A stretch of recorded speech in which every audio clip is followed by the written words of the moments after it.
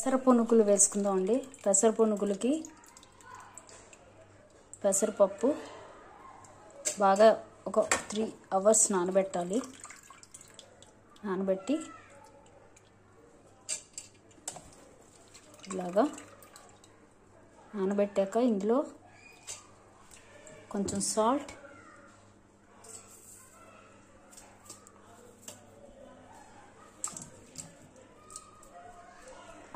కొంచెం main important ఇదేనండి, కొంచెం అన్నం వేయాలి.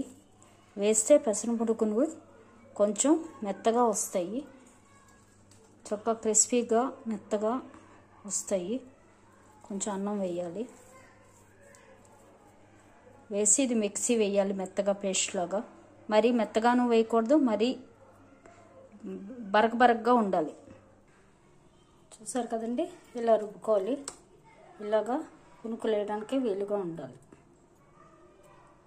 ఇప్పుడు ఇందులో ఉప్పు సరిపోయిందో చూసుకుని పునుగులు వేసుకోవడమే. ఇవి పెసర పునుగులు. పెసర పునుకులు వేద్దాం. పెసర పునుకులకి ఇలా పెసరపప్పుని ఇలా రుబ్బుకున్నాక ఇందులో ఆనియన్స్, చిల్లీస్ వేసుకుని వీటిని పునుకుల్లో వేసుకోవాలి.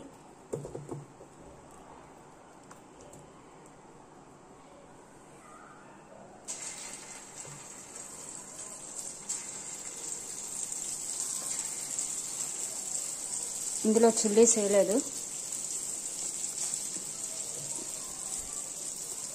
చిల్లీస్ కూడా వేసుకోవచ్చు కావాలంటే.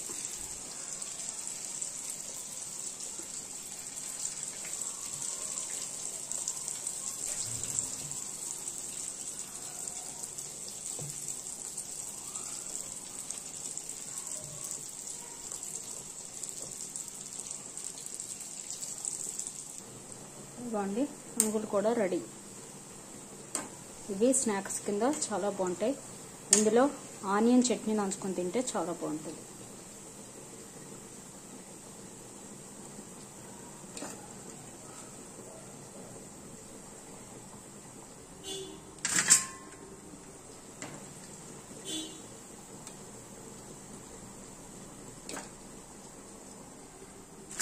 ఇప్పుడు రెడీ.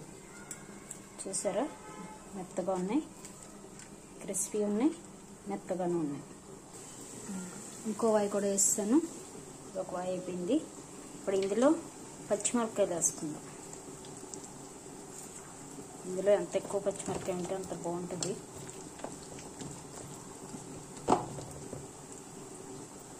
వేసి ఇది వేసుకుందాం. పునుకులు రెడీ.